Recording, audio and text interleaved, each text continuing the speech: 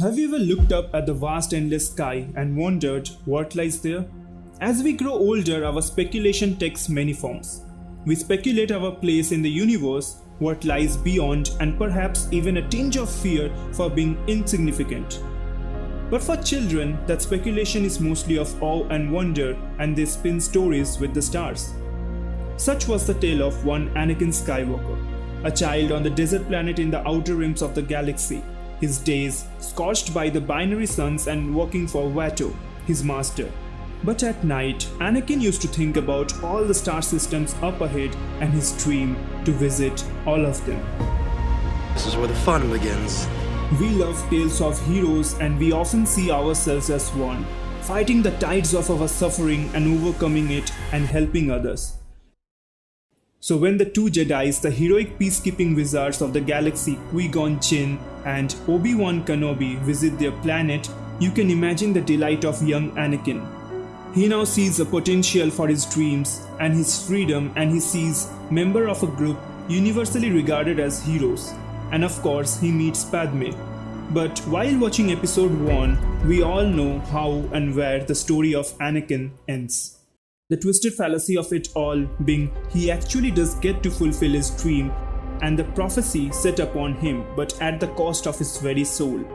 See, what makes Anakin different from the chosen ones like Harry Potter or Aang is the fact that he isn't exactly a hero. He does fulfill the prophecy of bringing the Force to a balance, but he is not a hero. According to Carl Jung, a hero is an archetypal motif based on overcoming obstacles and achieving certain goals. The hero's main feat is to overcome the monster of darkness. It is the long hoped for and expected triumph of consciousness over the unconscious. You failed, Your Highness. I am a Jedi, like my father before me. But Anakin never truly overcomes his monster in the darkness or attain triumph over his subconscious.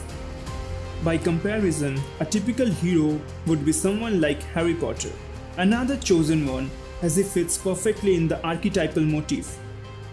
Harry overcomes his struggles and suffering of being abused and being an orphan by confronting and overcoming challenges in real life and empowering others such as his friends and often even his enemies to do the same as well, and eventually defeats the Dark Lord, that is, Voldemort. On the other hand, Anakin is consumed by it.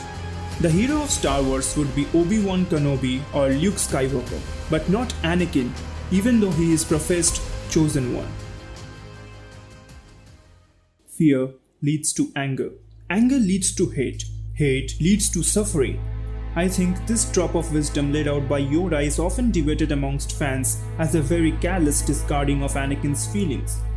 And perhaps Yoda should have explained and elaborated his teaching instead of casually asking Anakin to letting go of his love. Speaking of love, did Anakin actually love anyone? Can we completely blame the dark side, the corrupt Jedi Order, or Palpatine? I'll show you the dark side. What Yoda basically means is that life is suffering and your suffering can make you bitter and resentful. And you will judge the world on the basis of your own pain. You will see the world as something unfair. You will wonder, why me? Why is this happening to me despite me being a good person? And the fact is that life is suffering and you will suffer if you confront the world head on. Everyone who ventures does. So you can either look beyond your pain, help others overcome theirs, and awaken your hero myth by doing something so meaningful that it gives some meaning to your suffering like Obi-Wan. Or perhaps you will brood over and conclude that it isn't fair that it's happening to you and therefore everyone must suffer. So you pick the most innocent thing out there and make it suffer. Children. So you go to a high school with a gun, or you go to the Jedi temple with your troops and slaughter younglings.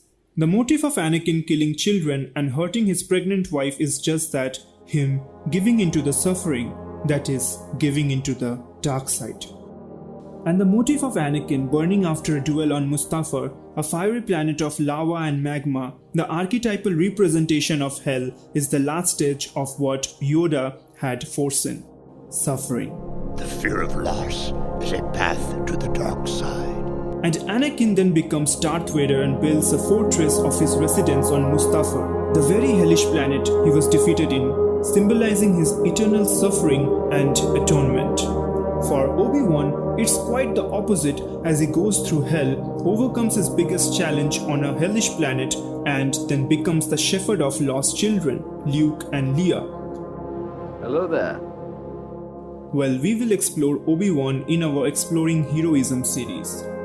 Fans often somewhat justify Anakin's action with, he did what he did for love, but that's not true. Existentialist philosopher Soren Kierkegaard once said, love is the expression of the one who loves, not of the one who is loved. Those who think they can love only the people they prefer do not love at all. If Anakin was indeed a loving man, he would have extended the love he had for Padme to others. On the other front, Obi-Wan extended the love he had for Satine with a kind heart to help Luke and Leia. Love is eternal and is tested in the darkest of times just as hope, and Anakin here fails. But does that mean that Anakin never loved Padme? No. See, love is sophisticated of a concept. Anakin did love Padme, but he became Darth Vader out of resentment. All his life, Anakin never had any freedom. He did Vader's bidding, and then the Jedi's bidding, and then Palpatine's bidding, and was finally freed by Luke. He was simply a will for a lack of better word, a slave to Vader, Jedi, Palpatine and the Force itself, as he was bound to fulfill its prophecy. The only people who didn't want anything from Anakin and loved him regardless were his mother, Padme and Luke. Perhaps even Obi-Wan, but he still expected Anakin to uphold the ideals of the Jedi Order, the very order that exploited him. And as Episode 3, Revenge of the Sith ends, we see Anakin staring at the galaxy once more, at the billions of the stars studded into the night sky like diamonds, all there for him to pick. He can now explore each and every one of them just like he used to dream on Tatooine. But that young Anakin had a soul. Vader has none.